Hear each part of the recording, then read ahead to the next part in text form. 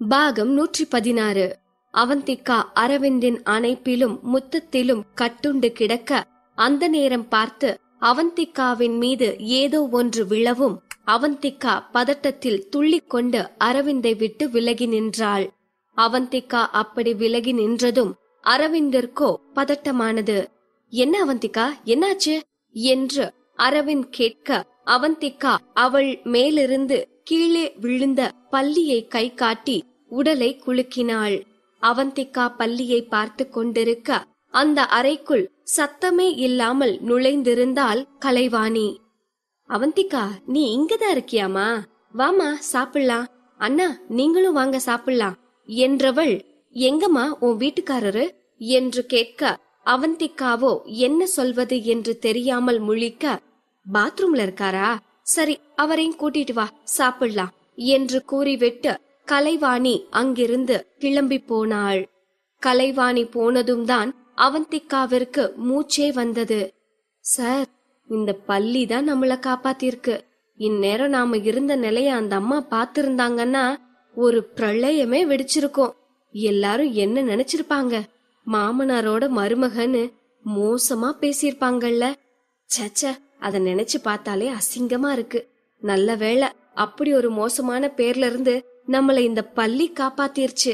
Aravind sir, please sir, இங்க இருக்கிற வரைக்கும் நாம கொஞ்சம் கவனமாவே இருப்போம். இல்லனா எல்லாமே தப்பா போயிடும் என்று அவந்திகா தனது கேரக்டருக்கு களங்கம் வந்து விடுமோ என்கிற பயத்தில் கெஞ்ச, அரவிந்தோ சர்வசாதாரணமாக, அது நீ நடந்துக்கிறத பொறுத்து இருக்கு, சரி வா சாப்பிட போலாம் என்று கூறிவிட்டு அந்த அறையில் இருந்து கிளம்பி போகவும் அவந்திகாவிற்கோ வெறுப்பாக இருந்தது. கடவுளே, போயும் போயும் இப்படி ஒரு மனுஷனையா நான் கல்யாணம் பண்ணணும்? போன ஜென்மத்துல நான் அப்படி என்ன பாவம் பண்ணேனோ? இவரை கட்டிக்கிட்டு நான் படுற பாடு இருக்கே, முடியல என்று அவந்திகா அங்கிருந்த சாமி கேலண்டரை பார்த்து புலம்பிக் கொண்டிருக்க, அவந்திகா புலம்பிக் கொண்டிருப்பதை பார்த்தபடி ஜீவா அறைக்குள் நுழைந்திருந்தான். என்ன அவந்திகா, என்ன வேண்டிட்டு இருக்கீங்க?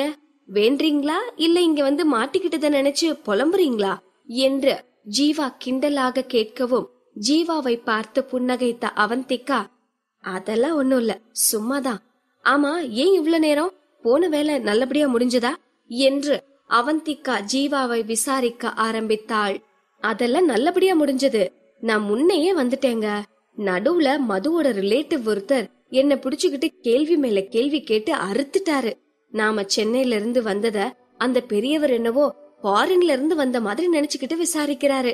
காமெடியா இருந்துச்சு என்று ஜீவா பேசவும் அவந்திகாவோ, நல்ல வேளை அந்த பெரியவர் மட்டும் ஜீவாவை பிடிச்சு வைக்கலனா இந்நேரம் நானும் அரவிந்த் சாரும் ஜீவா கிட்ட வசமா மாட்டிருப்போம், தப்பிச்சோம் என்று நிம்மதிப்பட்டு கொண்டாள். என்ன அவந்திகா, ஒன்னும் பேச மாட்டேங்கிறீங்க என்று ஜீவா கேட்க, அது மதுவோட அம்மா சாப்பிட கூப்பிட்டாங்க, வாங்க சாப்பிட்டு வந்துடலாம் என்று கூறியவள் ஜீவாவையும் அழைத்து கொண்டு சாப்பிட சென்றாள். ஒரு வழியாக மதிய வேளை சாப்பாடு முடிந்து இரவு சாப்பிடும் நேரமும் வந்திருந்தது. மதுவும் அவந்திகாவும் சாவிக்காக எதிர்பார்த்து கொண்டிருந்தார்கள். என்னடி, சாவி வந்திருக்குமா?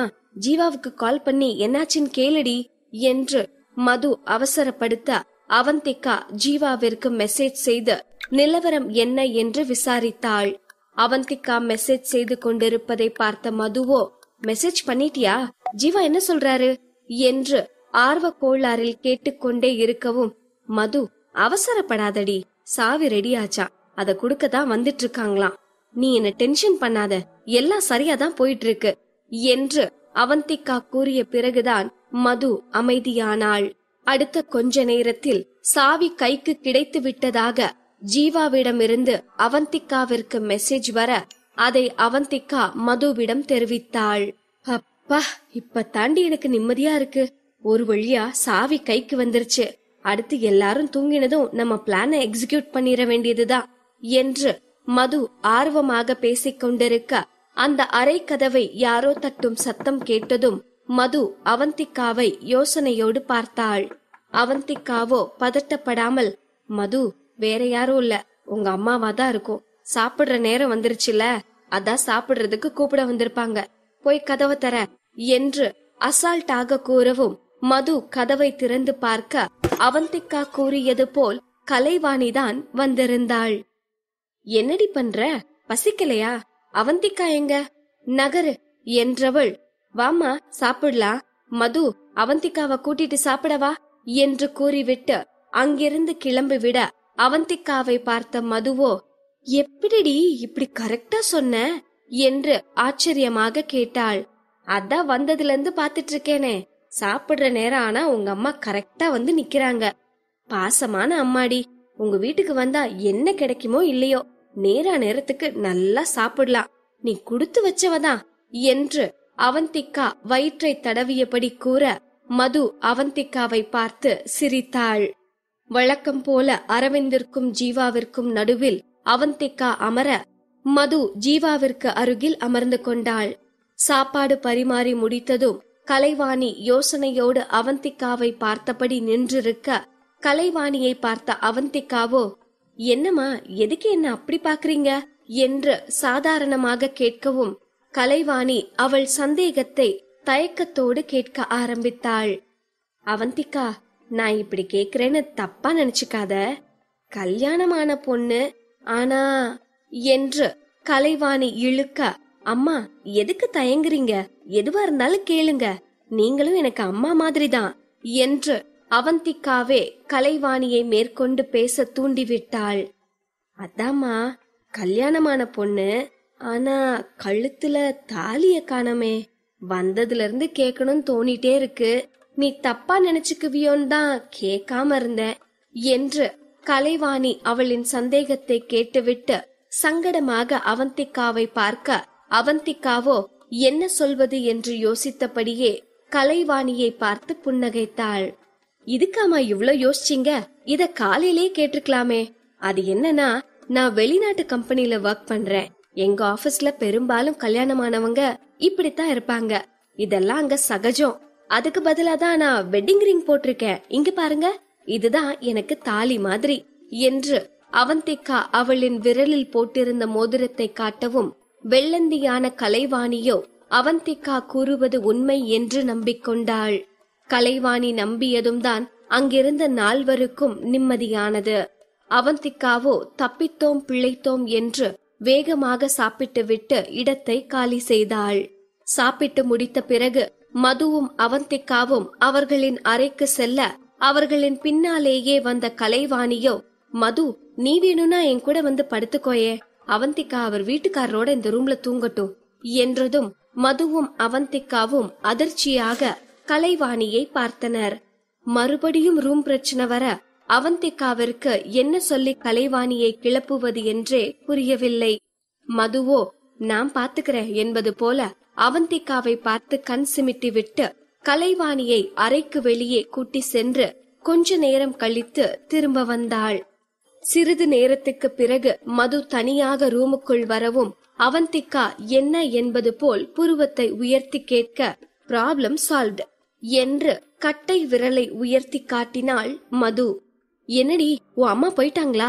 எப்படி என்ன சொல்லி சமாளிச்ச என்று அவந்திகா ஆர்வமாக கேட்க, மதுவோ உண்மைய சொன்னேன் என்று கூறி கேலியாக சிரித்தாள். அவந்திகாவிற்கோ மது என்ன சொல்லி அவளின் அம்மாவை சமாளித்திருப்பாள் என்று தெரிந்து கொள்ள ஆர்வமாக இருந்தது. என்னன்னு சொல்லு மது, எனக்கு ஆர்வத்துல தலையே வெடிச்சிரும் போல இருக்கு என்று கூறி அவந்திகா சினுங்க மது சிரிக்க ஆரம்பித்தாள்.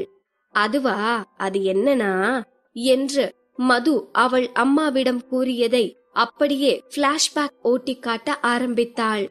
என்னம்மா இப்படி பண்ணிட்ட? தாலி மேட்டர்ல ஆல்ரெடி அவந்திகாவோட ஹஸ்பண்ட் அவங்க மேல கோபமா இருக்காரா? இது தெரியாம நீ வேற இந்த நேரம் பார்த்து மறுபடியும் தாலி மேட்டரை ஞாபகப்படுத்தி விட்டுட்ட.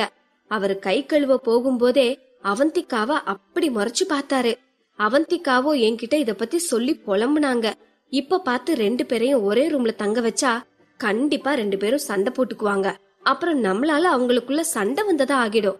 இந்த பழி நமக்கு தேவையாமா என்று மது ஒரே போடாக போடவும் அவந்திகாவின் அம்மாவோ, அப்படியாடி, இது தெரியாம எல்லார் முன்னாடியும் தாலிய பத்தி பேசிட்டேனே, என் வாய் இருக்கே அது சும்மாவே இருக்காது என்று தலையில் மெதுவாக அடித்து கொண்டவள், சரி சரி, நீ சொல்ற மாதிரி அந்த பொண்ணு உன் கூடவே இருக்கட்டும், நம்மளால அவங்களுக்குள்ள சண்டை வர்ற மாதிரி ஆகிடக்கூடாது என்று கூறிவிட்டு சைலண்டாக அங்கிருந்து கிளம்பி போய்விட்டாள். நடந்ததை அவந்திகாவிடம் விளக்கிக் கொண்டிருந்த மதுவோ, எப்படி என்னோட சாமர்த்தியம் என்று கெத்தாக கேட்கவும், அவந்திகா மதுவின் கைகளை பிடித்து கண்களில் ஒத்திக்கொண்டு பிரமாதம் என்று கூறிவிட்டு சிரிக்க ஆரம்பித்தாள். இப்படியாக ஒரு வழியாக ரூம் பிரச்சனை முடிவுக்கு வந்ததும் அவந்திகாவின் டீம் அந்த வீட்டில் இருக்கும் அனைவரும் உறங்கும் தருணத்திற்காக காத்திருக்க ஆரம்பித்தனர். மதுவோ அவந்திகாவை நிம்மதியாக இருக்க விடாமல் நச்சரிக்க ஆரம்பித்தாள். அவந்திகா, நான் உன்கிட்ட ஒன்னு கேப்பேன், உண்மைய சொல்லுவியா என்று மது கேட்கவும் அவந்திகாவிற்கு திக்கென்று ஆனது.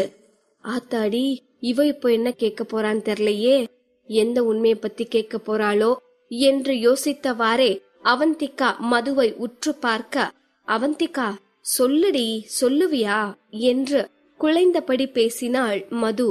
சொல்ற, முதல்ல நீ உன் கேள்வியை கேளு என்று அவந்திகா கூறவும், அது அது வந்து என்று இழுத்தவள் போதாக்குறைக்கு வெட்கப்பட்டபடியே நகத்தை கடித்துக் கொண்டிருக்க, அவந்திகாவோ மதுவை வினோதமாக பார்த்தாள்.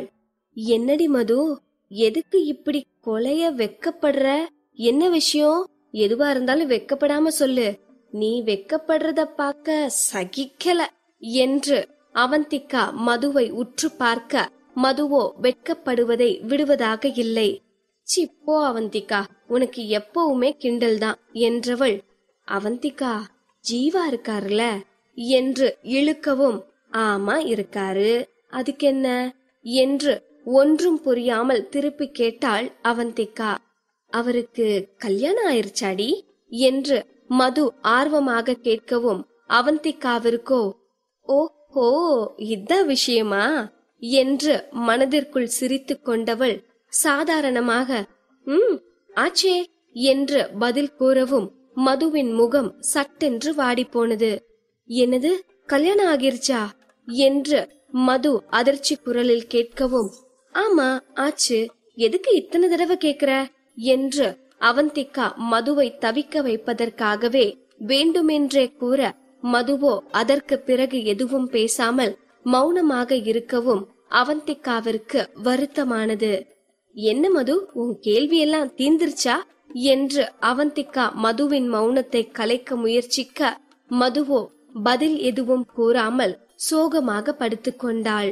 மதுவை பார்த்து பாவப்பட்ட அவந்திகாவோ, மது உனக்கு ஒரு உண்மையை சொல்லட்டுமா என்று மதுவின் காதிற்கு அருகில் போய் கிசுகிசுக்கவும், மதுவோ என்ன என்பது போல அவந்திகாவை சோகமாக நிமிர்ந்து பார்த்தாள். ஜீவாவுக்கு இன்னைக்கு உங்க ஊருக்கு வந்ததுக்கு அப்புறம் தான் கல்யாணம் ஆச்சு என்று அவந்திகா கூறவும், மது குழப்பத்தோடு அவந்திகாவை பார்க்க, அவந்திகாவிற்கு சிரிப்பு வந்தது. லூசு மது, உனக்கு இன்னும் புரியலையா? நாம போடுற டிராமாவில ஜீவாவுக்கான பொய் கல்யாணத்தை பத்தி தான் சொல்றேன், ஆனா நிஜத்துல ஜீவா இன்னும் பேச்சுலர் தான் என்று கூறவும், மதுவின் வாடிய முகமோ புத்தம் புது மலராய் மலர ஆரம்பித்தது. சட்டென்று எழுந்து அமர்ந்த மது, நிஜமாவாடி என்று ஆர்வமும் உற்சாகமுமாய் கேட்க, நீ இவ்ளோ ஆர்வமா விசாரிக்கிறத பார்த்தா உனக்கும் காதல் கிறுக்க பிடிச்சிட்ட மாதிரி தெரியுதே, என்னடி லவ்வா என்று மதுவின் கன்னத்தை கிள்ளியபடி அவந்திகா கேட்கவும், மதுவின் முகம் வெட்கத்தில் சிவக்க ஆரம்பித்தது. வெட்கத்தில் மதுவின் முகம் சிவந்து போயிருக்க, அதுவரை கிண்டல் செய்து கொண்டிருந்த அவந்திகாவோ மதுவின் சிவந்த முகத்தை ரசித்து கொண்டிருக்க, அதுவரையிலும் பார்த்து பழகிய மது அவளுக்கு புதிதாக தெரிய ஆரம்பித்தாள்.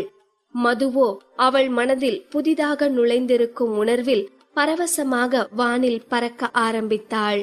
காதல் என்றால் அப்படிதானே, சிறகை விரித்து பறக்கச் செய்யும், டூயட் பாட சந்திரனுக்கே கூட்டிக் கொண்டு போகும். இதில் மது மட்டும் விதிவிலக்கா என்ன? மதுவும் கற்பனையில் ஜீவாவோடு சந்திரனுக்கு போய் டூயட் பாட ஆரம்பித்திருந்தாள்.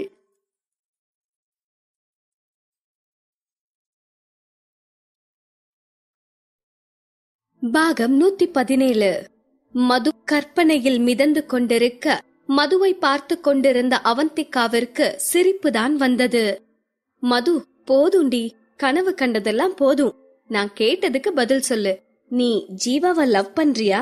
கண்டதும் காதலா என்று அவந்திகா ஆர்வமாக கேட்க, அவந்திகாவை பார்த்த மதுவோ, காதல்னு சொல்ல முடியாது, ஆனா பார்த்ததும் ஒரு அட்ராக்ஷன் வந்தது, பிடிச்சிருக்கு, அவ்வளவுதான்.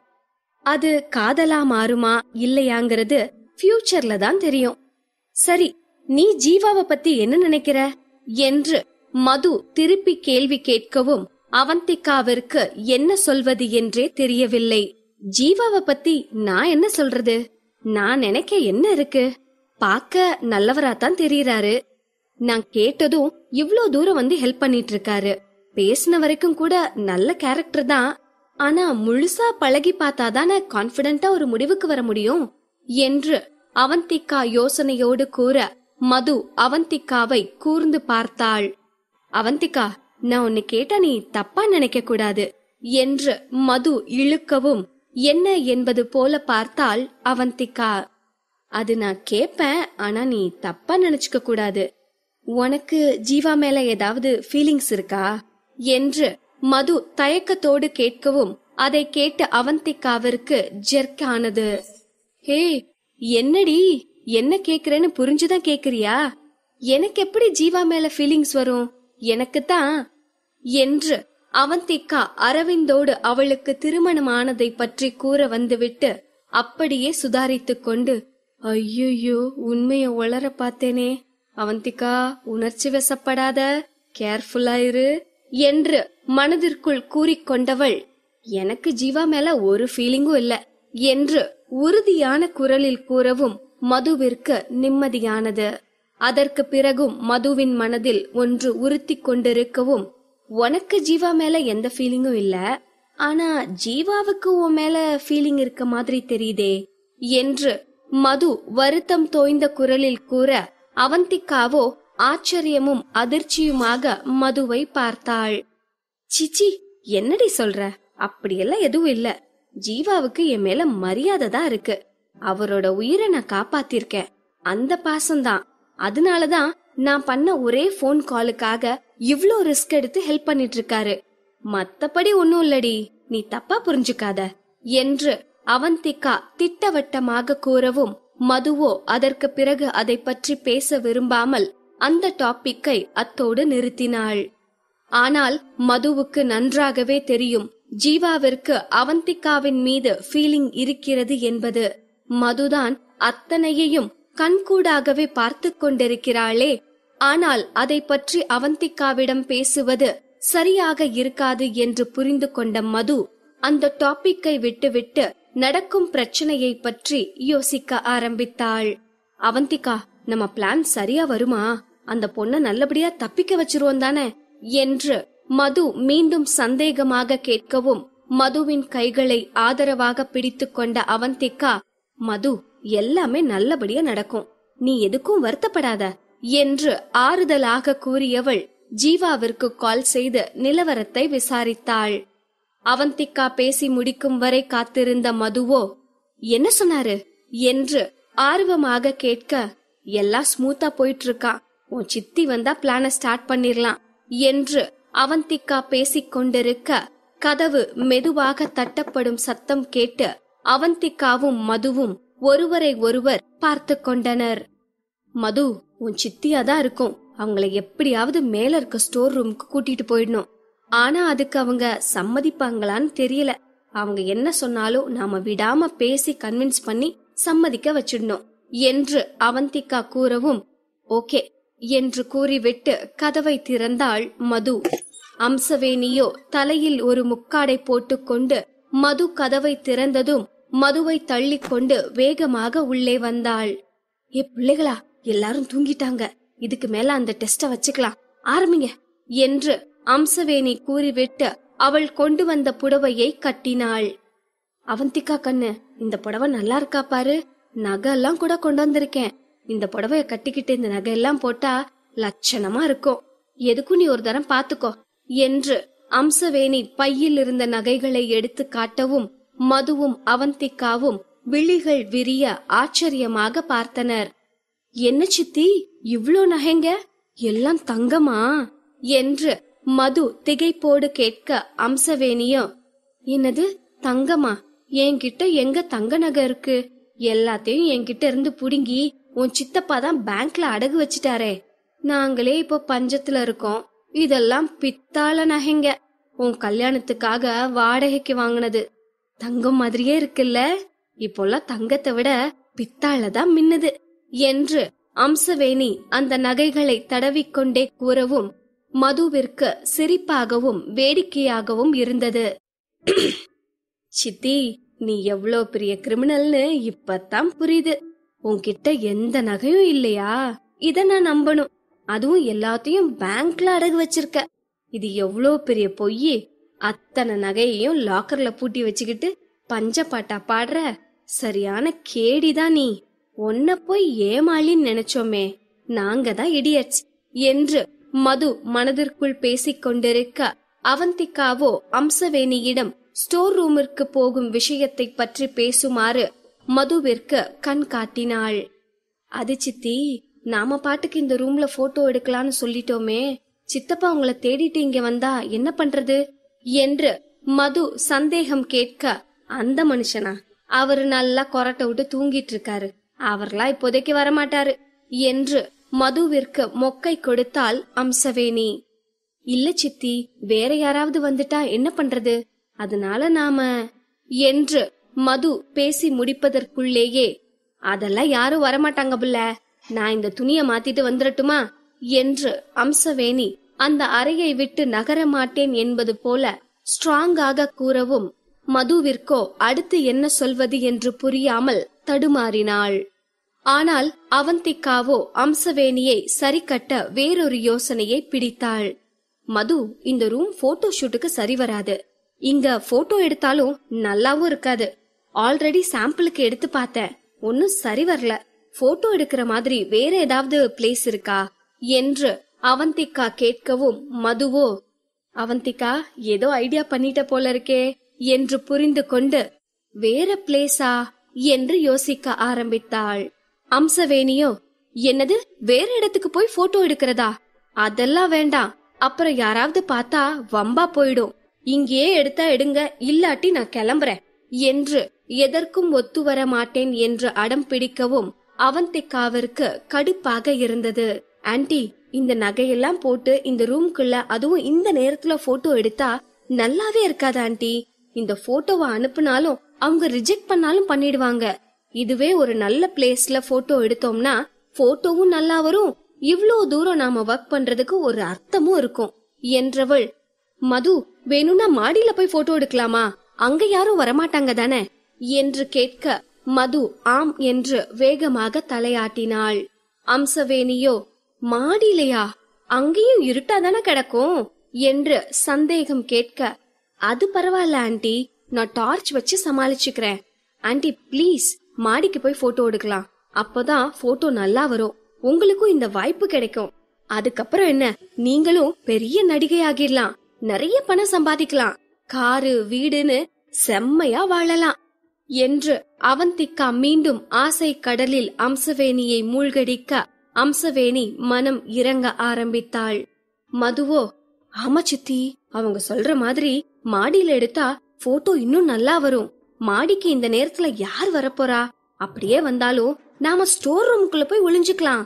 ஸ்டோர் ரூமுக்குள்ள யாரும் வரமாட்டாங்க, எங்களை நம்புங்க சித்தி என்று மது கன்வின்ஸ் செய்ய அம்சவேணி இருமனதாய் சம்மதிக்கவும் அவந்திகாவும் மதுவும் அம்சவேணியை மாடிக்கு இழுத்து கொண்டு போயினர்.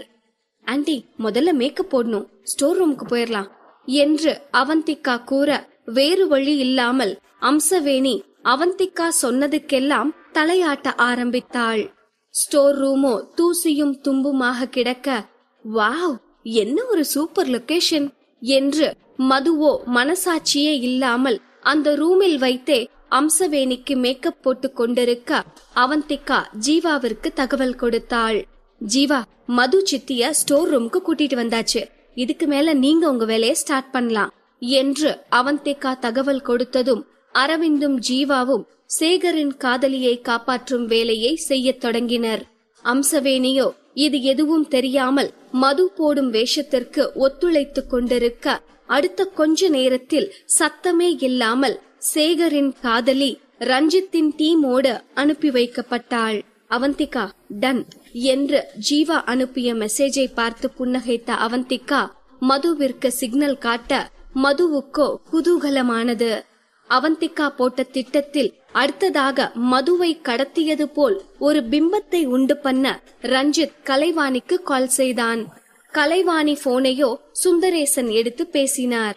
ஹலோ, யார் பேசுறது என்று சுந்தரேசன் கேட்க, உன் பொண்ண கடத்தினவன் பேசுறேன். உன் பொண்ணு தானா தப்பிச்சு வந்தான்னு நினைச்சியா?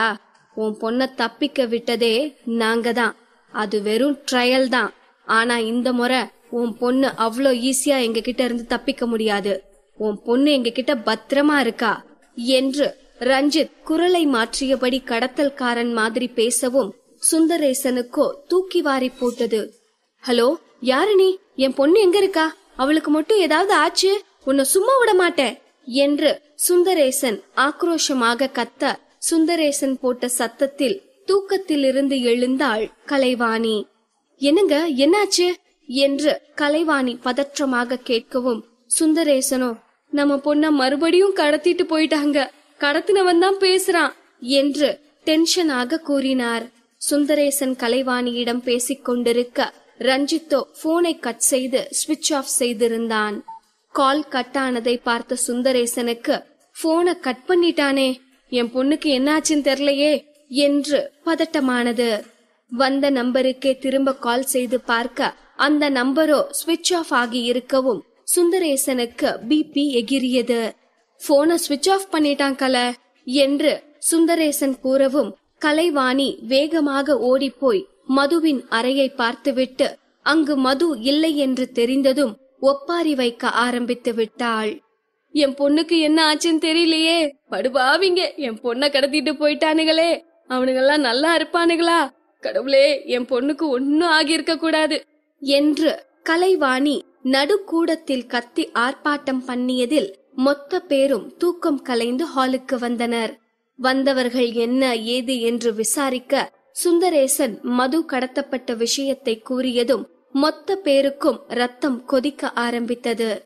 எவ்ளோ தைரியம் இருந்தா திரும்ப நம்ம வீட்டு புள்ளைய வீடு புகுந்து தூக்கிட்டு போயிருப்பானுங்க, அவனுங்கள சும்மா விடக்கூடாது என்று ஆளுக்கு ஒரு பக்கம் கத்திக் கொண்டிருக்க சத்தம் கேட்டு ஜீவாவும் அரவிந்தும் அங்கு வந்து சேர்ந்தனர்.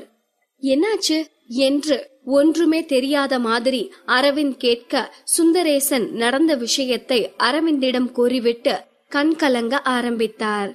ஐயோ சார், மதுவ காணோமா? அப்புறம் ஏன் இப்படி நின்னுட்டு இருக்கீங்க? வாங்க வெளியில போய் தேடலாம் என்று ஜீவா அவசரப்படுத்த மதுவின் அத்தை ராஜமோ, எல்லாரும் கொஞ்சம் பொறுமையா இருங்க, முதல்ல மது வீட்ல இருக்காளான்னு தேடி பாருங்க, அதுக்கப்புறம் என்ன பண்றதுன்னு பாக்கலாம் என்று தெளிவாக பேசவும் ராஜம் கூறியது சரிதான் என்று ஆளுக்கு ஒரு பக்கமாக வீடு முழுக்க தேட ஆரம்பித்தனர்.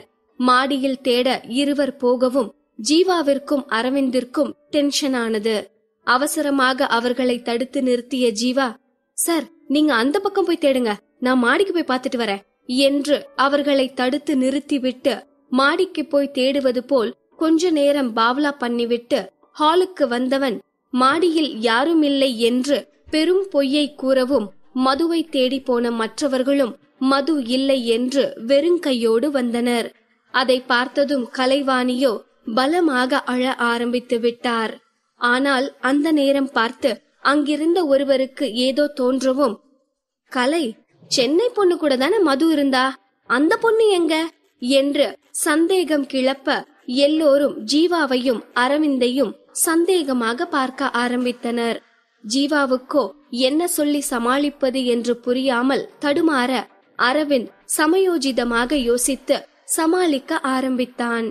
அவந்திகா திடீர்னு வாமிட் பண்ணிட்டு இருந்தா, போதா குறைக்கு மயக்கம் போட்டு வேற விழுந்துட்டா. மது சொல்லிதான் எங்களுக்கே தெரியும். அதுக்கப்புறம் தான் ஜீவா அவந்திகாவை எங்க ரூமுக்கே கூட்டிட்டு வந்து மாத்திரையெல்லாம் கொடுத்து தூங்க வச்சான். அவந்திகா எங்க ரூம்ல தான் தூங்கிட்டு இருக்கா.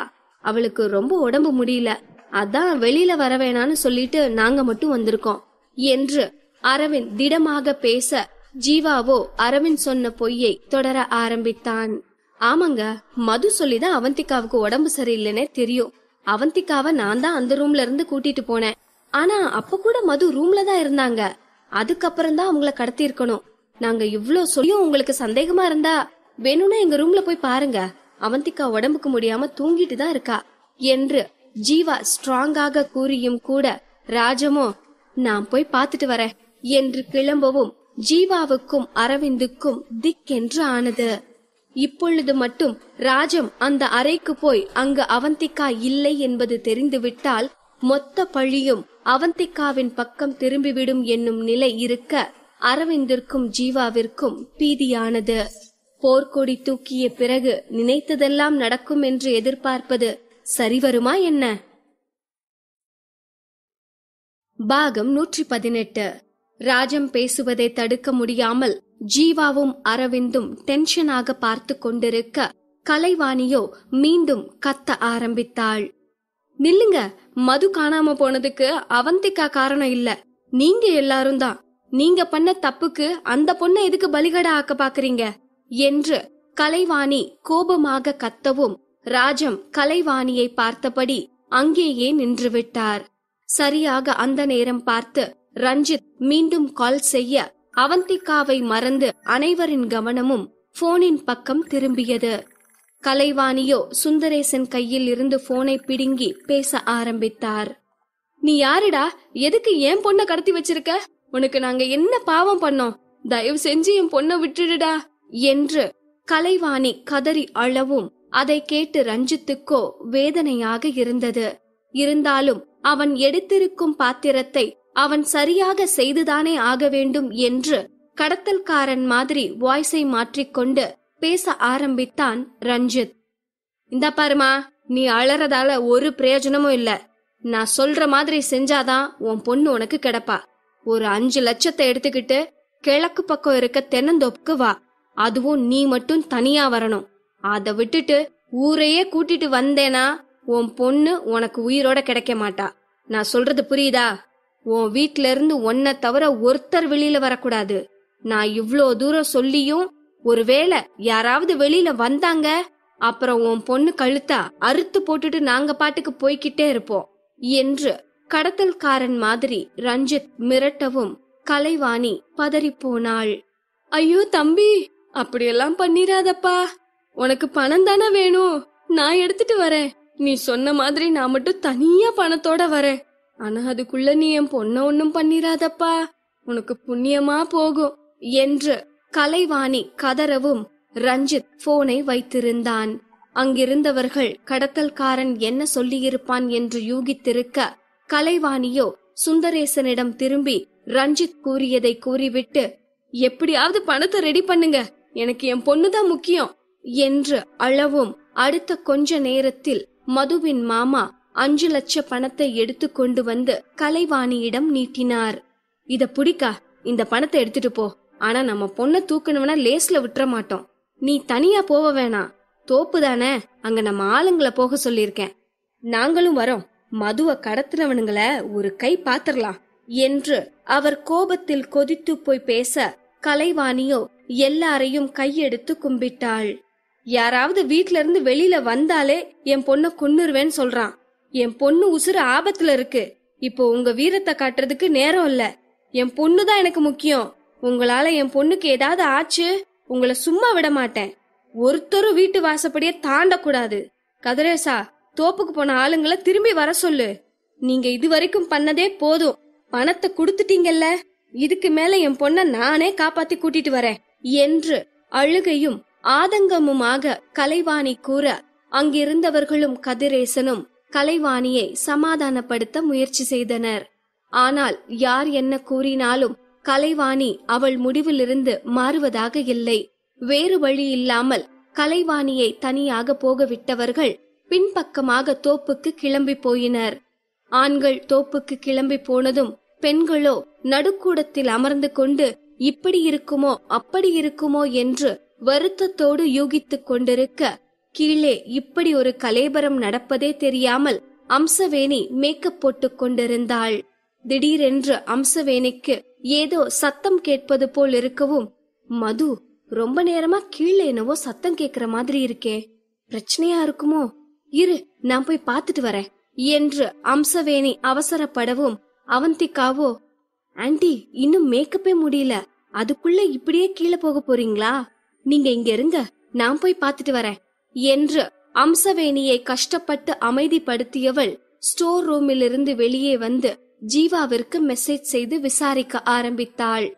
ஜீவா நடந்ததை கூறியதும், எஸ், நாம நினைச்ச மாதிரியே நடக்குது என்று சந்தோஷப்பட்டு கொண்டவள் பதற்றமாக ஸ்டோர் ரூமுக்கு ஓடி போய் அதே பதற்றத்தோடு அம்சவேணியிடம் நடந்த விஷயத்தை கூறவும், அம்சவேணிக்கோ உடம்பே நடுங்கிவிட்டது.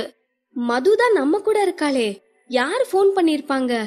ஐயோ, இப்ப என்ன பண்றது தெரியலையே, போட்டோவும் வேணாம், ஒன்னும் வேணாம், நகருங்க என்று அம்சவேணி வேகமாக மேக்கப்பை களைத்து கொண்டிருக்க, அவந்திகாவும் மதுவும் அம்சவேணியை குழப்ப ஆரம்பித்திருந்தனர். மது, இதென்ன புதுக்கதையா இருக்கு? இப்போ உன்னை கடத்திட்டு தான் நினைச்சு எல்லாரும் கொலை வெறியோட உன்னை தேடிட்டு போயிருக்காங்க. இப்ப மட்டும் நீ உன் சித்தி கூட டெஸ்ட் ஷூட் பண்ணிட்டு இருக்கேன்னு தெரிஞ்சா என்ன ஆகும் என்று அவந்திகா சந்தேகமாக கேட்க, மதுவோ, வேற என்ன ஆகும்? என்ன ஒண்ணும் பண்ண மாட்டாங்க, சித்தியோட நிலைமைதான் அதோகதி ஆகிடும். இந்த நேரத்துல இதெல்லாம் தேவையான்னு இருக்கிற வெறியில சித்திய உண்டு இல்லன்னு பண்ணிருவாங்க என்று மது பயமுறுத்த அம்சவேணிக்கு கொலையே நடுங்கிவிட்டது. என்ன புள்ள சொல்ற என்று அம்சவேணி பயத்தோடு கேட்க, ஆமா சித்தி, இப்ப மட்டும் நான் உங்க கூட தான் இருக்கேன்னு தெரிஞ்சா அதானே நடக்கும். எல்லாரோட கோபமும் உங்க பக்கம் திரும்பிரும். சரி, முதல்ல நான் கீழே போய் எனக்கு ஒண்ணும் இல்லைன்னு சொல்லிட்டு வரேன், எல்லாரும் பயந்து போயிருப்பாங்க என்று கூறிவிட்டு மது வேண்டுமென்றே ரூமை விட்டு வெளியே போக முயற்சிக்க, அம்சவேணியோ பயந்து போய் மதுவின் கையை பிடித்து தடுத்து நிறுத்தினாள். மது கண்ணு, போகாத கண்ணு, அப்புறம் உன் சித்தப்பா என்ன கொன்னே போட்டுரும் என்று அம்சவேணி அவந்திகா நினைத்தது போல மதுவிடம் கெஞ்ச ஆரம்பிக்க, மதுவும் அவந்திகாவும் அம்சவேணியை மேலும் பயமுறுத்தி அம்சவேணியை சரண்டராக வைத்தனர். பிள்ளைகளா, இப்ப மட்டும் மதுவை கடத்தலன்னு தெரிஞ்சா எல்லாரும் சேர்ந்து என்ன உண்டு இல்லன்னு பண்ணிருவாங்க. நீங்க தான் பிள்ளைகளா என்ன காப்பாத்தணும் என்று அம்சவேணி கெஞ்சவும், மதுவோ, சித்தி, உன்ன பார்த்தாலும் பாவமாத்தான் இருக்கு, ஆனா இப்ப என்ன பண்றது என்று யோசிப்பது போல யோசித்துவிட்டு, எனக்கு ஒன்னு தோணுது, ஆனா அதுக்கு நீ சம்மதிக்கணுமே என்று பீடிகை போட்டாள். ஏற்கனவே பயத்தில் நடுங்கிக் கொண்டிருந்த அம்சவேணியோ, எதுவா இருந்தாலும் சொல்லுப்புல, இதுல இருந்து நான் தப்பிச்சா போதும் என்று முழுதாக சரண்டர் ஆகியிருக்க, மது அவளின் திட்டத்தை கூற ஆரம்பித்தாள். அதை கேட்ட அம்சவேணிக்கோ இன்னமும் பயமாக இருந்தது. ஏப்ல, இதெல்லாம் சரியா வருமா, நம்புவாங்களா என்று பீதியோடு கேட்க, சொல்ற மாதிரி சொன்னா எல்லாம் நம்புவாங்க சித்தி, நீங்க முதல்ல புடவைய மாத்திட்டு வாங்க என்று அம்சவேணியை அவசரப்படுத்தினாள். மதுவை தேடிச் சென்றவர்களோ தோப்பிற்கு சென்றிருக்க, அங்கோ கடத்தல் காரணம் இல்லை, மதுவும் இருக்கவில்லை. அத்தனை பேரும் ஏமாற்றத்தோடு அந்த இடத்தையே அலசி ஆராய்ந்து கொண்டிருக்க, சேகரும் அவனின் காதலியும் சேஃபாக அந்த ஊரில் இருந்து எஸ்கேப் ஆகி பஸ்ஸில் ஏறி போயிருந்தார்கள். அம்சவேணியோ மது கூறியது மாதிரி யாருக்கும் தெரியாமல் மதுவோடு கொல்லை பக்கமாக போய் சுத்தி வந்து முன்வாசல் வழியாக மதுவின் கையை பிடித்து கொண்டு வேர்க்க வியர்க்க ஓடி வருவது போல் வீட்டிற்குள் ஓடி வந்தாள். மதுவையும் அம்சவேணியையும் பார்த்த அத்தனை பேருக்கும் சந்தோஷமும் நிம்மதியுமாக இருக்க, அடுத்த நொடியே அங்கிருந்தவர்களில் ஒருவர் தோப்புக்கு சென்றவர்களுக்கு போன் செய்து தகவல் தெரிவிக்கவும், அடுத்த கொஞ்ச நேரத்தில் மொத்த பேரும் நடுக்கூடத்தில் ஆஜராகினர். அம்சவேணி மது கூறியதெல்லாம் அச்சு பிசகாமல் ஒப்பிக்க ஆரம்பித்தாள். அண்ணா, யாரோ முகத்துல துணியெல்லாம் கட்டிக்கிட்டு வந்து மதுவா கடத்த முயற்சி பண்ணாங்க. அந்த நேரம் பார்த்து நான் தண்ணி குடிக்க சமையல் கட்டுக்கு வர மதுவை கடத்திட்டு போறத பார்த்து எனக்கு ஈரக்கொலையா நடுங்கி போச்சு. அவங்க மதுவை தெக்கால இருக்க காட்டு பக்கமா தூக்கிட்டு போக நானும் அவங்களுக்கு தெரியாம பின்னாடியே போய் பார்த்தேன்.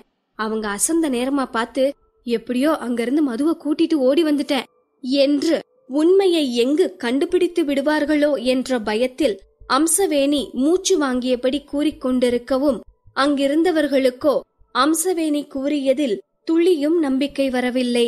அங்கிருந்தவர்கள் வளைத்து வளைத்து அம்சவேணியை கேள்வி மேல் கேள்வி கேட்டுக் கொண்டிருக்க, அம்சவேணியோ முடிந்த அளவுக்கு ஏதேதோ சொல்லி சமாளித்துக் கொண்டிருந்தாள். மதுவும் அம்சவேணி சொன்னது போல்தான் நடந்தது என்று சாதிக்க, குழப்பமும் சந்தேகமுமாக அங்கிருந்தவர்கள் மூளையை போட்டு கசக்கிக் கொண்டிருந்தனர். அப்படி மூளையை போட்டு கசக்கியதில் மதுவின் சொந்தக்காரர் ஒருவருக்கு ஏதோ சந்தேகம் வரவும், அதை மற்றவர்களின் காதில் கிசுகிசுக்க அம்சவேணியிடம் இருந்த சாவியை வாங்கிக் கொண்டு வேகமாக ஒருவர் சேகர் காதலி இருந்த அறைக்கு ஓடிப்போய் பார்த்தார். கதவு பழையபடி பூட்டப்பட்டிருந்தாலும் பூட்டை திறந்து உள்ளே பார்த்த பிறகுதான் சேகரின் காதலி தப்பித்துவிட்ட விஷயமே அவர்களுக்கு தெரிந்தது. அதற்கு பிறகு ஒவ்வொன்றாக யோசித்து பார்த்ததில் இது சேகரின் வேலையாகத்தான் இருக்கும் என்று அங்கிருந்தவர்கள் ஒரு முடிவுக்கு வந்தனர். மாமா, இது சேகர் வேலையாத்தான் இருக்கும். இதுக்கு மேல சும்மா விடக்கூடாது. எல்லாரும் கிளம்புங்க. மிஞ்சி போனா அவங்க பஸ்ஸ பிடிக்கத்தான் போயிருப்பாங்க. இந்த ஊர் எல்லையை தாண்டறதுக்குள்ள அவங்க 2 பேரையும் பிடிச்சு இழுத்துட்டு வரணும் என்று அங்கிருந்த பலசாலிகள் சிலர் கோபத்தோடு கிளம்பி போயிருக்க, சேகரின் அம்மாவிற்கும் அப்பாவிற்குமோ உள்ளுக்குள் நடுங்கிக் கொண்டிருந்தது.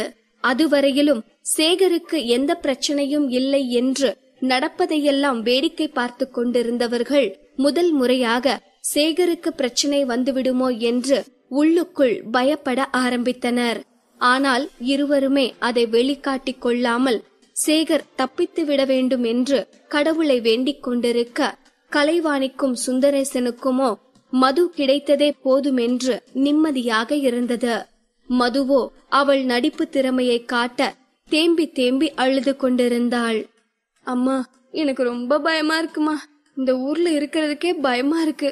திரும்ப என்ன கடத்திட்டு போயிருவாங்களோன்னு பயமா இருக்குமா என்று மது தேம்பி அழவும், கலைவாணியின் தாய்ப்பாசம் தலை தூக்கியது.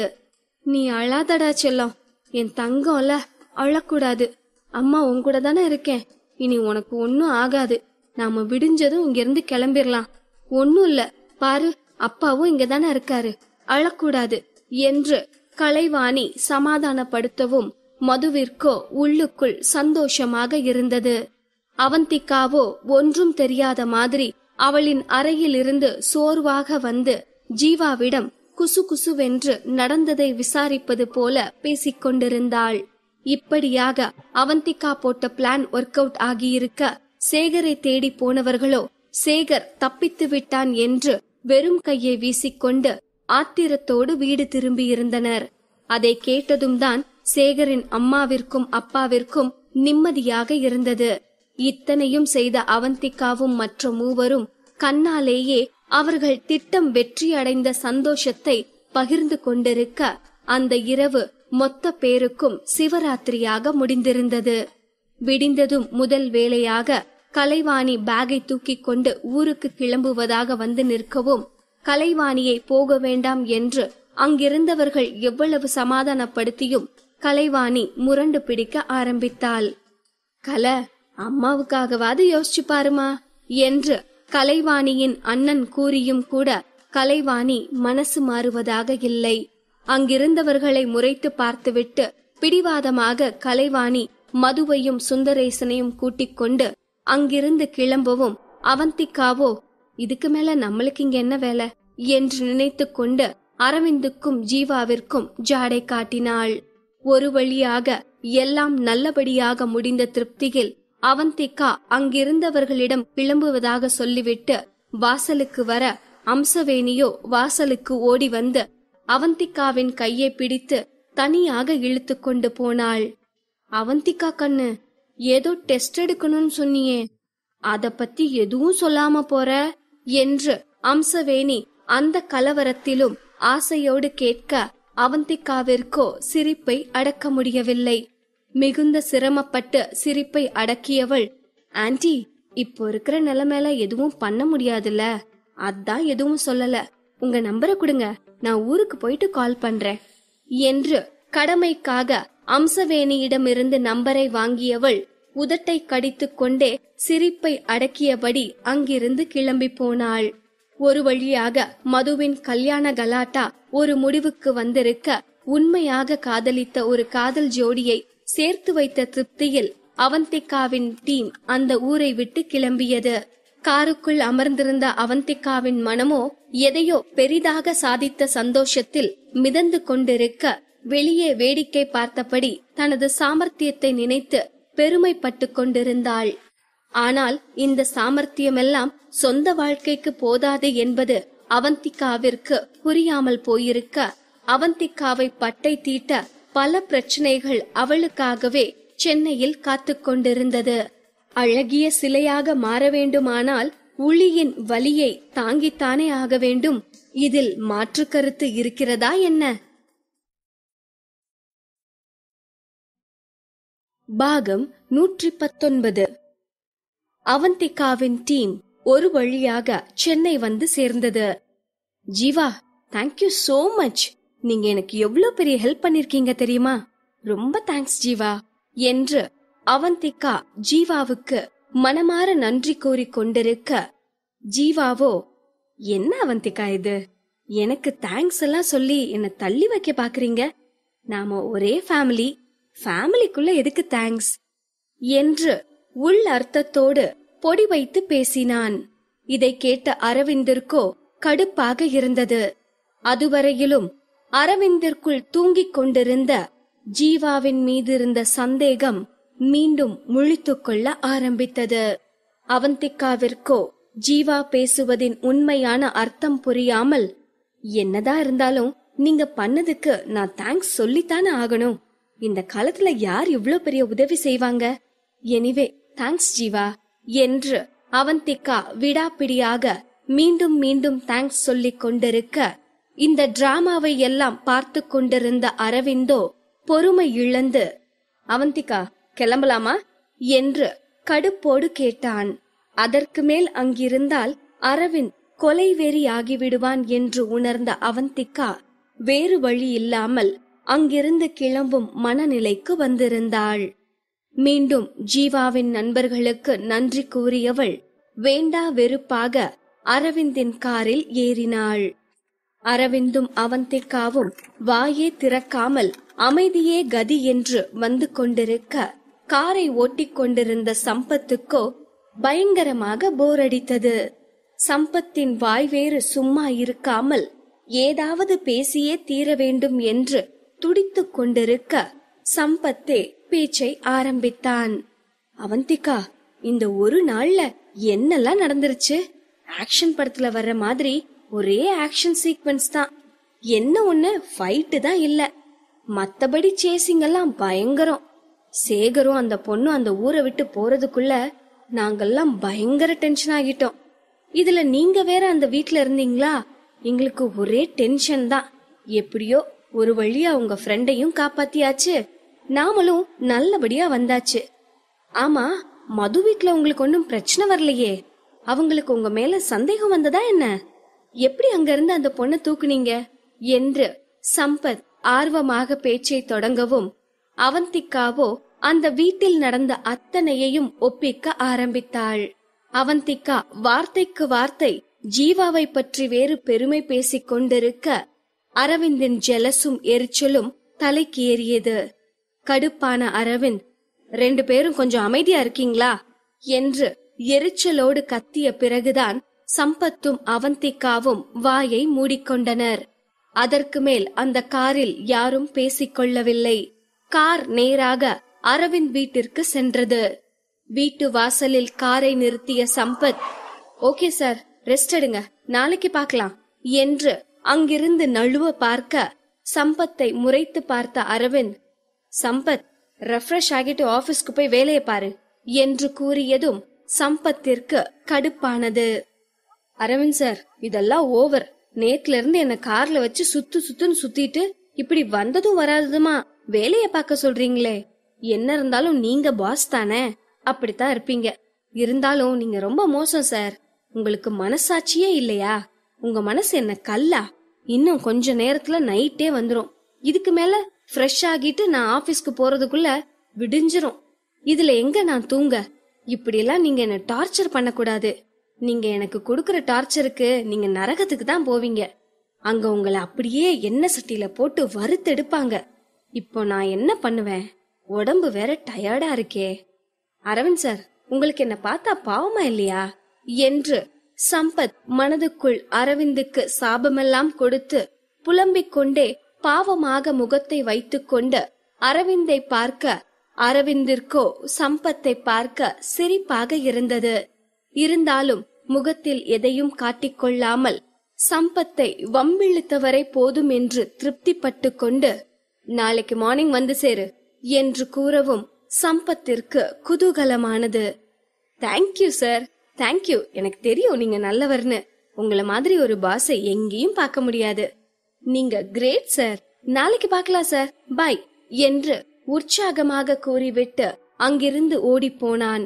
இதெல்லாம் வேடிக்கை பார்த்து கொண்டிருந்த அவந்திகாவிற்கோ சிரிப்பாக இருந்தது. நல்ல பாஸ், நல்ல ஸ்டாஃப்.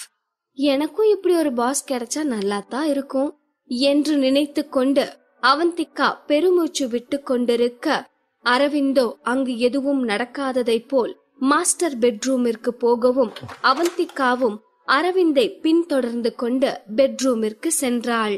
அடுத்து அரவிந்த் பாத்ரூமிற்குள் போக அவந்திகா மதுவின் ஊரில் நடந்ததை பற்றியே யோசித்துக் கொண்டு அரவிந்த் பாத்ரூமிற்குள் போனதை கூட கவனிக்காமல் அரவிந்தின் பின்னாலேயே பாத்ரூமிற்குள் நுழைந்தாள். அவந்திகா பாத்ரூமிற்குள் வந்ததை பார்த்த அரவிந்தோ, எதுக்கு என் பின்னாலேயே வந்துட்டு இருக்க? என்ன ஐடியால இருக்க என்று கேட்டதும் தான் அரவிந்த் பாத்ரூமிற்குள் இருப்பதையே கவனித்தாள் அவந்திகா. ஐயோ சார், நீங்க எதுக்கு என் பின்னாடி வரீங்க? அதுவும் பாத்ரூம் வரைக்கும் வந்திருக்கீங்க. இதெல்லாம் தப்பு சார், முதல்ல வெளியில போங்க என்று அவந்திகா பதற்றமாக கூறவும் அரவிந்திற்கு கடுப்பானது. யாரு, நான் உன் பின்னால வந்துட்டு இருக்கேனா? உனக்கு மூளைதான் வேலை செய்யலன்னு நினைச்சேன். இப்போ கண்ணும் தெரியாம போச்சா? உன் பாடியில இருக்கிறதுல கண்ணு ஒண்ணுதான் உருப்படியா இருந்துச்சு. இப்ப அதுவும் தெரியாம போச்சா? ரொம்ப கஷ்டம் என்று அரவிந்த் கிண்டல் தொனியில் கூறவும் அவந்திகா டென்ஷன் ஆனாள். யாருக்கு கண்ணு தெரியல? எனக்கா? உங்களுக்கு தான் கண்ணு தெரியல. நான் தான் முதல்ல பாத்ரூம்குள்ள வந்தேன், நீங்க தான் எனக்கு பின்னாடியே வந்தீங்க என்று அவந்திகா உதட்டை சுளிக்கவும், அதுவரை அவந்திகாவை பார்த்து முறைத்து கொண்டிருந்த அரவிந்தின் பார்வை அவந்திகாவின் உதடுக்கு தாவி உதடுகளின் மீது அப்படியே நிலைத்தது. அதற்கு பிறகு என்ன? அரவிந்திற்குள் இருந்த கோபமெல்லாம் சட்டென்று மறைந்து அவந்திகாவின் மீது மோகம் பிறந்தது.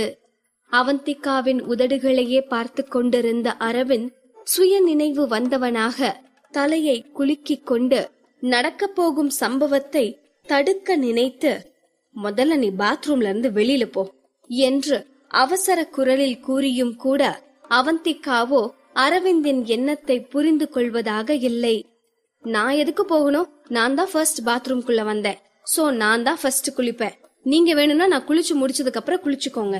நான்லாம் வெளியில போக மாட்டேன் என்று அவந்திகா பிடிவாதமாக கூறவும் அரவிந்திற்கோ இதற்கு மேல் இவளிடம் பேசி பலனில்லை என்று தோன்றியது. அவந்திகாவை பார்த்தவன், சோ நீ பாத்ரூம் விட்டு வெளியில போக மாட்ட, அப்படித்தானே? ஓகே, போகாத. நான் குளிக்கிறேன், நீ இங்கே நின்னு வேடிக்கை பாரு என்று கூறியவன் அவந்திகா அங்கு நிற்பதையே கண்டு கொள்ளாமல் அவன் பாட்டுக்கு குளிப்பதற்காக துணிகளை கழட்டவும் அவந்திகாவிற்கு திக்கென்று ஆனது.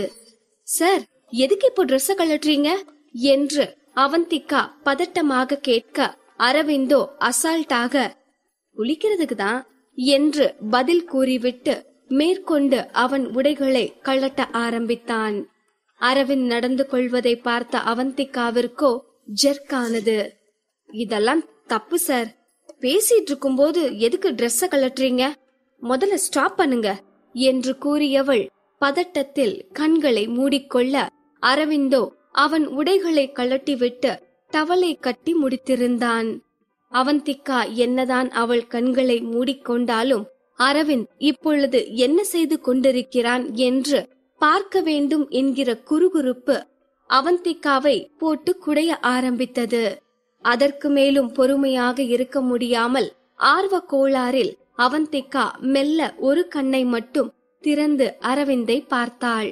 அரவிந்தோ அவந்திகா அங்கிருப்பதையே கண்டுகொள்ளாமல் வெறும் டவலை மட்டும் கட்டிக்கொண்டு ஷவரை திறக்கவும் தண்ணீர் அரவிந்தின் தலையில் பட்டு அவன் தோளின் வழியாக வழிந்து அவனின் உடலின் மீது சிதறியது.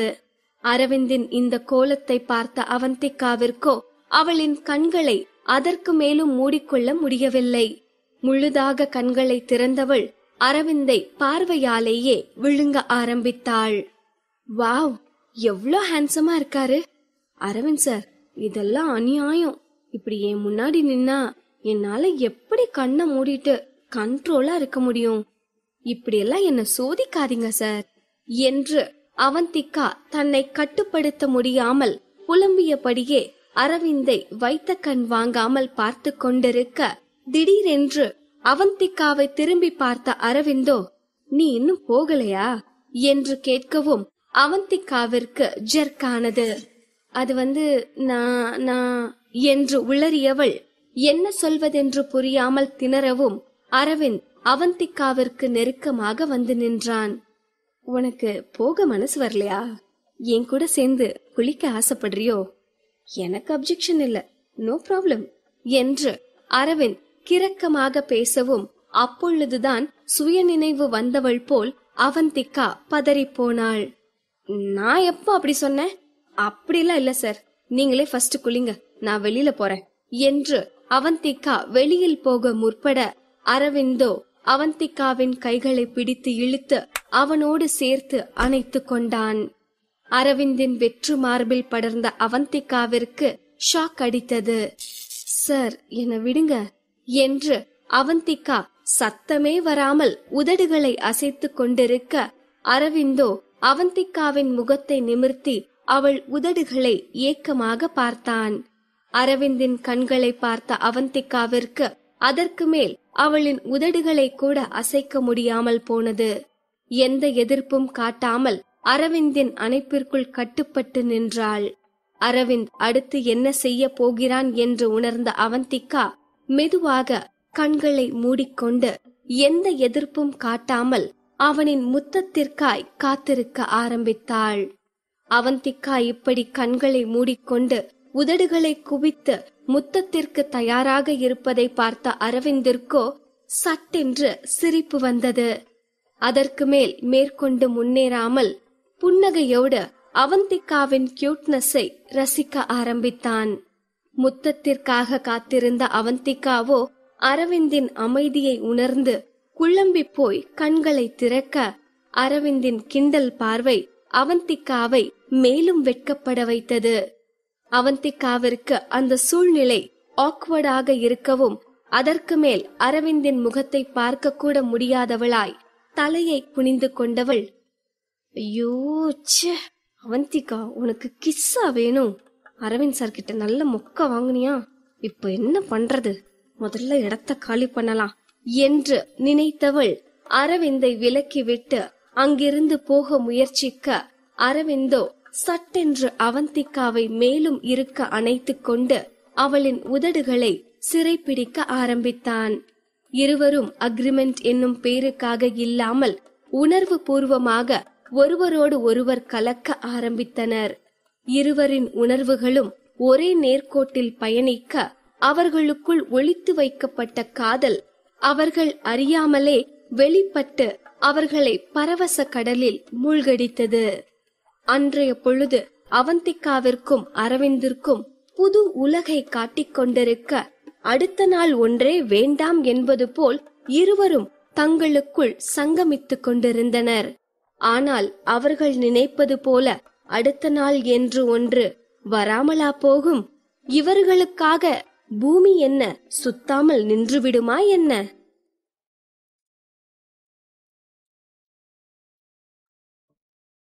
பாகம் 120.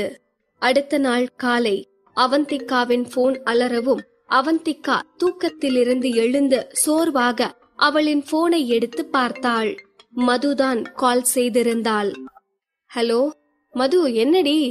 எதுக்கு காலங்காத்தால போன் பண்ணிருக்க என்று அவந்திகா தூக்க கலக்கத்தில் கேட்க, மதுவோ, அடி பாவி அவந்திகா, மணி என்னன்னு பாரு.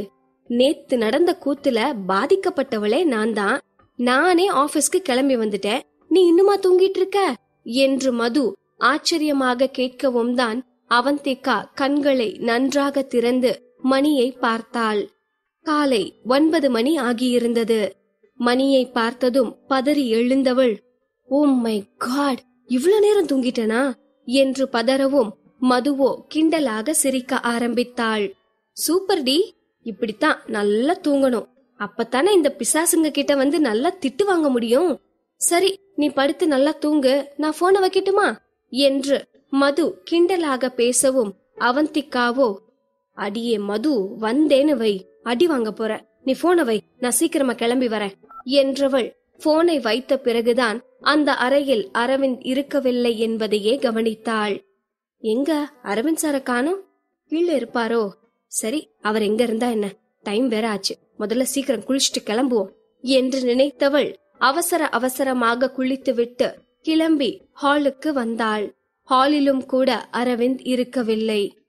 பாரேன், இவர் மட்டும் கிளம்பி வேலையை பார்க்க போயிட்டாரு, என்னையும் எழுப்பி விட்டுருக்கலால, சரியான செல்பிஷ் அரவிந்த் என்று நினைத்து கொண்டு அவந்திகா உதட்டை சுளித்துக் கொண்டிருக்க வள்ளியோ அவந்திகா ஹாலுக்கு வந்திருப்பதை பார்த்து வேகமாக ஓடி வந்தாள். மேடம், எந்திரிச்சிட்டீங்களா? டிஃபன் ரெடியா இருக்கு, இதோ 2 நிமிஷம் எடுத்து வச்சிடுறேன். வள்ளி, எனக்கு எதுவும் வேணாம், எனக்கு நேரமாச்சு, நான் ஆபீஸ்க்கு கிளம்பிட்டேன், நான் வெளியில சாப்பிட்டுக்கிறேன் என்று கூறிவிட்டு அவசரமாக அங்கிருந்து கிளம்பி போனாள். அறக்க பறக்க பஸ்ஸை பிடித்து ஆபீஸுக்கு வந்தவள் மனதோ இன்னைக்கு என்ன புது பிரச்சனை காத்திருக்கோ என்று சலித்து கொண்டது. பின் என்ன, அவந்திகா பிரச்சனைக்கு வாக்கப்பட்டது மாதிரிதானே பிரச்சனையோடு வாழ்க்கை நடத்தி கொண்டிருக்கிறாள். அப்படி இருக்க அவந்திகாவின் மனம் தானாகவே வரப்போகும் புது புது பிரச்சனைகளை எதிர்த்து சமாளிக்க ஆயத்தமாகிக் கொண்டிருந்தது.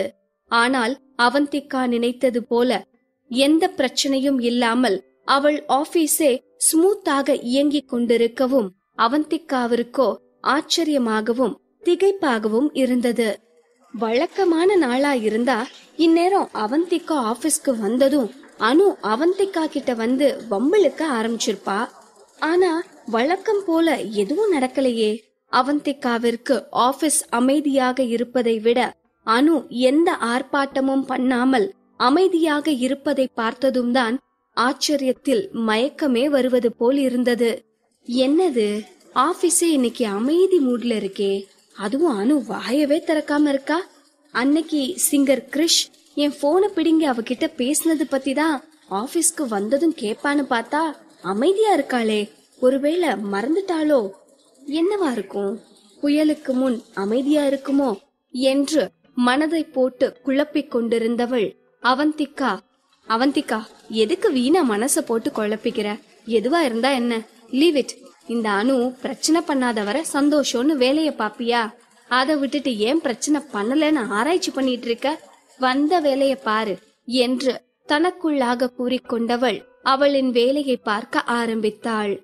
அடுத்த கொஞ்ச நேரத்தில் அவந்திகாவோடு வேலை பார்க்கும் ரேணு ஒரு காசிப்பை எடுத்துக்கொண்டு அவந்திகாவிற்கு அருகில் இருப்பவர்களிடம் வந்து சேர்ந்தாள். அந்த ஆபீஸில் ரேணுவுக்கு தெரியாத காசிப் என்று எதுவும் இருக்க முடியாது. அந்த அளவுக்கு கிசுகிசுவில் அப்டேட்டாக இருப்பவள் ரேணு. அப்படி இருக்க ரேணு ஒரு இடத்திற்கு பேச வருகிறாள் என்றாலே அங்கு காசிப்பிற்கும் இடம் இல்லாமல் போகாது என்று அனைவருக்குமே நன்றாக தெரியும். அவந்திகாவிற்கு பக்கத்து சீட்டில் இருப்பவர்களிடம் வந்த ரேணு, ஒரு பிக் நியூஸ் என்று காசிப் பேசும் மோடில் கூறவும் தேவியோ, என்ன நியூஸ் என்று ஆர்வமாக கேட்டாள். அவந்திகாவோ அவர்கள் பேசுவதை கண்டு கொள்ளாத மாதிரி முகபாவத்தை வைத்துக்கொண்டு அப்படி என்ன நியூஸாக இருக்கும் என்று காது கொடுத்து ஆர்வமாக கேட்க ஆரம்பித்தாள். உங்களுக்கு ஞாபகம் இருக்கா, நம்ம பழைய மேனேஜிங் எடிட்டர் டீம் 2 ஃபார்ம் பண்ண போறதா சொல்லியிருந்தார்ல என்று ரேணு பேச ஆரம்பித்ததும் அவந்திகாவின் காதுகள் மேலும் கூர்மையானது. ஆமா சொன்னாரு, ஆனா அவர்தான் மெயின் ஆபீஸ்க்கு போயிட்டார்ல, இதுக்கு மேல அத பத்தி பேசி என்ன யூஸ்? அவர் சொன்ன மாதிரி இன்னொரு டீமை ஃபார்ம் பண்ற பிளான் தான் ஸ்டாப் ஆயிருச்சே என்று நவீனா யோசனையோடு கேட்கவும் அவந்திகாவின் மனதும் அதையேதான் கூறியது. சொல்லப்போனால் இன்னொரு டீம் ஃபார்ம் ஆக போவதை நினைத்து அவந்திகா ரொம்பவே எதிர்பார்த்து கொண்டிருந்தாள். இன்னொரு டீம் ஃபார்ம் ஆனால் அந்த டீமிற்கு ஓடி போய்விடலாம், அணுவின் தொல்லையிலிருந்து நிம்மதி என்று நினைத்து கொண்டிருந்தவளுக்கு ஏமாற்றம் மட்டுமே மிஞ்சியது. ஆனால் அவந்திகாவின் ஏமாற்றத்திற்கே ஏமாற்றம் கொடுப்பது போல் ரேணு பேச ஆரம்பித்தாள். என்னது, யார் சொன்னா ஸ்டாப் ஆச்சுன்னு என்று ரேணு கேட்கவும் அதுவரை எதுவும் கேட்காததை போல் அமர்ந்திருந்த அவந்திகா திடுக்கிட்டு போய் ரேணுவை திரும்பி பார்த்தாள். என்ன சொல்ற ரேணு என்று அவந்திகா ஆச்சரியமும் திகைப்புமாக கேட்க ரேணு அவளுக்கு தெரிந்த தகவலை கூற ஆரம்பித்தாள். அவந்திகா, நாம நினைச்ச மாதிரி அந்த பிளான் ஸ்டாப் ஆகல. மேனேஜிங் எடிட்டர் ஹெட் ஆபீஸ்க்கு போனதுக்கு பிறகும் அவர் நம்மள மறக்கல. அவர் சொன்ன மாதிரி இன்னொரு டீம் ஃபார்ம் பண்ற மோட்டிவ்ல தான் இருக்காருன்னு தகவல் வந்துச்சு. அது மட்டும் இல்ல, புதுசா ஃபார்ம் பண்ற டீமுக்கு நம்ம ஆபீஸ்ல இருக்க பெஸ்ட் ஒர்க்கரை தான் ஹெட்டா போட போறதாவும் பேசிட்டு இருக்காங்களாம் என்று கூறியதும் அவந்திகாவிற்கோ கொஞ்சம் நிம்மதியாக இருந்தது. அவந்திகாவும் இப்படி ஒரு நல்ல நியூஸுக்காகத்தானே காத்திருந்தாள். அவந்திகாவிற்கு தேவையான நல்ல தகவல் கிடைத்த திருப்தியில் அவள் இருக்க, ரேணுவோ அதோடு நிறுத்தாமல் அவளுக்கு தெரிந்த அடுத்த தகவலையும் கட்டவிழ்க்க ஆரம்பித்தாள். உங்களுக்கு இன்னொரு விஷயம் தெரியுமா? அந்த போஸ்டிங்காக அனு ஃபுல் எஃபர்ட் போட்டு வேலை பார்த்துட்டு இருக்கா. ஒரு பெரிய நியூஸ பப்ளிஷ் பண்றதுக்கு முழு மூச்சா ட்ரை பண்ணிட்டு இருக்கா என்றதும் அவந்திகாவிற்கு ஜெர்க்கானது. என்னது, அனுவா என்று அவந்திகா சந்தேகமாக கேட்கவும், ஆமா அனுவேதான். ஏற்கனவே அவளுக்கு சீஃப் எடிட்டர் சப்போர்ட் இருக்கு. இதுல புதுசா வந்த மேனேஜிங் எடிட்டரும் அவளுக்கு சாதகமா தான் இருக்காரு. சோ அவ மட்டும் பெரிய நியூஸ பப்ளிஷ் பண்ணிட்டா கண்டிப்பா அவளதான் டீம் 2க்கு ஹெட்டா போடுவாங்க. அதுல எந்த சந்தேகமும் இல்ல. அனு ஏற்கனவே அந்த வேலையிலையும் இறங்க ஆரம்பிச்சிட்டா என்று ரேணு கூறவும் அவந்திகாவிற்கு ஒரு விஷயம் மட்டும் புரியவில்லை. பிக் நியூஸா? அப்படி என்ன பிக் நியூஸ் என்று அவந்திகா குழப்பமாக கேட்க ரேணு அவந்திகாவின் அந்த குழப்பத்தையும் தீர்த்து வைத்தாள். ஆமா, பிக் நியூஸ் தான். அது யார பத்தினது தெரியுமா என்று ரேணு கொக்கி வைக்க அங்கிருந்தவர்கள் ஆர்வமாக ரேணுவை பார்த்தனர். சிங்கர் கிரிஷ் பத்தினதுதான் என்று ரேணு கூறியதும் அவந்திகாவின் கண்கள் சட்டென்று மின்ன ஆரம்பித்தது. அவந்திகா சமீபத்தில்தான் சிங்கர் கிரிஷை மீட் பண்ணியிருந்தாள். கிரிஷோ அவந்திகாவை சிஸ்இன்லா என்று அழைத்துக் கொண்டு அவள் பின்னாலேயே சுற்றி கொண்டிருந்தான். அதையெல்லாம் நினைத்து பார்த்து அவந்திகாவின் மனம் சிரித்து கொண்டிருக்க, ரேணுவோ அனுவின் திட்டத்தை பற்றி கூறிக்கொண்டிருந்தாள். சிங்கர் கிரிஷ் புதுசா ஒரு மியூசிக் ஆல்பம் ரிலீஸ் பண்ணிருக்காரு. மொத்த மீடியா கவனமும் இப்போ அவர் மேலதான் இருக்கு. அவரோட இன்டர்வியூக்காக எல்லாரும் நீ நானு போட்டி போட்டுட்டு இருக்காங்க. நம்ம சீஃப் எடிட்டர், மேனேஜிங் எடிட்டர் கூட அவரோட எக்ஸ்க்ளூசிவ் இன்டர்வியூக்காக ட்ரை பண்ணிட்டு இருக்காங்க. இந்த டைம்ல மட்டும் அனுவுக்கு கிறிஷோட இன்டர்வியூ கிடைச்சதுன்னா கண்டிப்பா அவதான் டீம் 2வோட ஹெட். அதை யாராலையும் மாத்த முடியாது என்று ரேணு கூறவும் அவந்திகாவிற்கு ஒரு மாதிரி ஆகிவிட்டது. என்னது, கிரிஷ் இன்டர்வியூக்கு இவ்ளோ டிமாண்டா? கிரிஷ பார்த்த அப்புறம்தான் கிரிஷ் ஹீரோ இல்ல ஜோக்கர்னு தெரிஞ்சது. ஆனா அந்த கிரிஷ் இன்டர்வியூக்காக இவ்ளோ போட்டியா? இதை என்னன்னு சொல்றது என்று அவந்திகா நினைத்து கொண்டிருக்க, எல்லாம் சரி, ஆனா அனுவுக்கு எப்படி கிரிஷோட இன்டர்வியூ கிடைக்கும் என்று சந்தேகம் கேட்டாள் நவீனா. இத பத்தி உனக்கு தெரியாதா? கிரிஷுக்கும் அனுவுக்கும் ஏற்கனவே ஒரு சம்பந்தம் இருக்கு. கிரிஷ் இண்டஸ்ட்ரிக்கு வந்த புதுசுல அனுதான் அவரை முதல்ல இன்டர்வியூ பண்ணா. அதனால எப்படியும் அனுவுக்கு கிரிஷ பர்சனலா தெரிஞ்சிருக்க வாய்ப்பு இருக்கு. இந்த விஷயத்துல அனுவுக்கு கிரிஷ் இன்டர்வியூ கிடைக்க நிறைய பாசிபிலிட்டி இருக்கு என்று ரேணு விளக்கவும், ஓ என்று வியப்பாக தலையசைத்தாள் நவீனா. இவர்கள் இப்படி பேசிக் கொண்டிருக்க தேவி மேனேஜிங் எடிட்டரின் ரூம் பக்கமாக கஞ்சாடை காட்டி, அனு வந்துட்டு இருக்கா என்று அவர்களுக்கு மட்டும் கேட்கும் குரலில் அவர்களை எச்சரிக்கை செய்தாள். மேனேஜிங் எடிட்டர் ரூமிலிருந்து வெளிவந்த அனுவோ அவந்திகா நின்று கொண்டிருக்கும் வழியாக அவந்திகாவை பார்த்தும் பார்க்காத மாதிரி கடந்து போக அவந்திகாவிற்கு வியப்பாக இருந்தது. நான் நிக்கிறத பார்த்தும் என்கிட்ட வம்பிழுக்காம போறாளே, கண்டிப்பா ஏதோ விஷயம் இருக்கும், என்னவா இருக்கும் என்று அவந்திகா யோசித்துக் கொண்டிருக்க ரேணுவும் மற்றவர்களும் காசிப் பேசி முடித்த திருப்தியோடு அவர்களின் வேலையை பார்க்க ஆரம்பித்தனர். சில வினாடிகள் அனுவை பற்றி யோசித்துக் கொண்டிருந்த அவந்திகாவோ தலையை குலுக்கிக் கொண்டு, அவந்திகா, முதல்ல வேலையை பாரு, மீதி அப்புறம் யோசிக்கலாம் என்று வேலையின் மீது அவளின் கவனத்தை திருப்பினாள். அவந்திகா நினைத்தது போல அனு அவந்திகாவை கண்டு கொள்ளாமல் கடந்து போனதற்கும் முக்கியமான காரணம் இருக்கத்தான் செய்தது.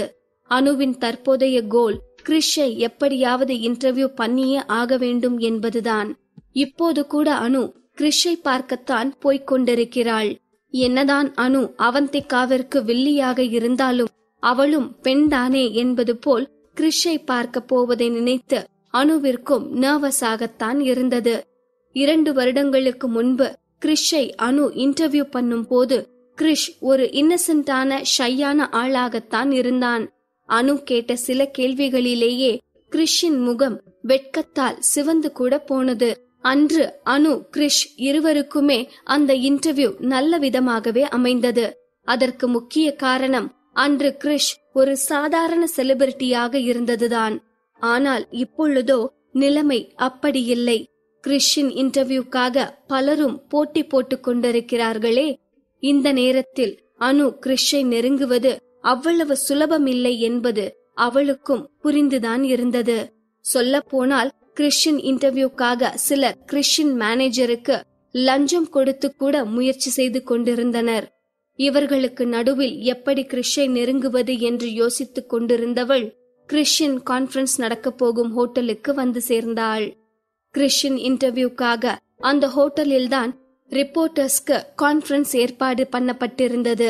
செக்யூரிட்டியோ அனுவை கான்ஃபரன்ஸ் ஹாலுக்கு உள்ளே விடாமல் மறித்து கொண்டிருக்க, அனுவோ அவளின் ரிப்போர்ட்டர் ஐடி எல்லாம் காட்டிக்கொண்டு போராடி கொண்டிருந்தாள். அனு செக்யூரிட்டியோடு ஆர்கியூ பண்ணி கொண்டிருக்க அந்த நேரம் பார்த்து கிறிஷின் கார் அங்கு வந்து நின்றது. கிறிஷ் அவனின் செக்யூரிட்டிகளோடு கான்ஃபரன்ஸ் ஹாலை நோக்கி வந்து கொண்டிருக்க, ரிப்போர்ட்டர்ஸோ கிறிஷை சூழ்ந்து கொண்டு அங்கு வைத்தே கேள்வி கேட்க ஆரம்பித்தனர். சார், உங்க நியூ ஆல்பம் எப்போ ரிலீஸ் ஆக போகுது? உங்க நியூ ஆல்பம் பத்தி எங்க சேனலுக்கு இன்டர்வியூ கொடுக்க முடியுமா சார்? சார், நான் எவ்ரிடே நியூஸ் ரிப்போர்ட்டர், உங்க அப்பாயின்மெண்ட் கிடைக்குமா சார் என்று கிறிஷின் இன்டர்வியூக்காக அங்கிருந்த ரிப்போர்ட்டர்ஸ் போட்டி போட்டுக்கொண்டு கேட்டுக்கொண்டிருக்க, அவர்களை அசால்ட்டாக கடந்து வந்த கிறிஷின் பார்வையோ அனுவை பார்த்து நிலைத்து நின்றது. அனுவை பார்த்து கிறிஷின் முகம் மாறியிருக்கவும் அனுவிற்கோ கொஞ்சம் நம்பிக்கை வந்தது. சார், உங்களுக்கு என்ன ஞாபகம் இருக்கா என்று அனு ஆர்வமாக கேட்க, அங்கிருந்தவர்களோ அனுவை ஏற இறங்க பார்த்தனர். கிறிஷிற்கோ அந்த சூழ்நிலை சங்கடமாக இருக்கவும் கிறிஷ் அனுவை கண்டு கொள்ளாத மாதிரி அங்கிருந்து நகர போக, சார், நான் ஃபர்ஸ்ட் ஹேண்ட் நியூஸ் ரிப்போர்ட்டர் அனு என்று சத்தமாக கத்தினாள். அதை கேட்டதும் கிறிஷின் கால்கள் நகராமல் அப்படியே நின்றுவிட்டது. First hand நியூஸா? அது சிசின்ல ஒர்க் பண்ற நியூஸ் ஏஜென்சியாச்சே, அங்கதான் இந்த பொண்ணு வேலை செய்தா. அப்போ சிசின்லாவோட கலீகா இந்த பொண்ணு என்று கிறிஷ் நினைத்து கொண்டே நின்றுவிட, அனுவின் முகமோ கிறிஷின் திடீர் மாறுதலால் பிரகாசமானது. அனு அவந்திகாவின் எதிரி என்று தெரியாமல் கலீக் என்று நினைத்து கொண்டு கிறிஷ் யோசித்துக் கொண்டிருக்க, அனுவோ கிறிஷின் மாறுதலுக்கு காரணம் அவந்திகா என்பது புரியாமல் வேறு மாதிரி நினைத்து கொண்டு சந்தோஷப்பட்டு கொண்டிருந்தாள். இப்படியாக இவர்களின் சந்திப்பு குழப்பங்களும் மிஸ் அண்டர்ஸ்டாண்டிங்குமாக ஆரம்பித்திருக்க, அவந்திகாவை ஆட்டிப்படைக்க துடித்துக் கொண்டிருக்கும் அனுவையும் ஆட்டிப்படைக்க துவங்கி இருந்தது விதி. வல்லவனுக்கு மேல் ஒரு வல்லவன் இருக்கத்தானே செய்கிறான். அவனிடம் இருந்து யாரால் தப்பித்து ஓட முடியும்?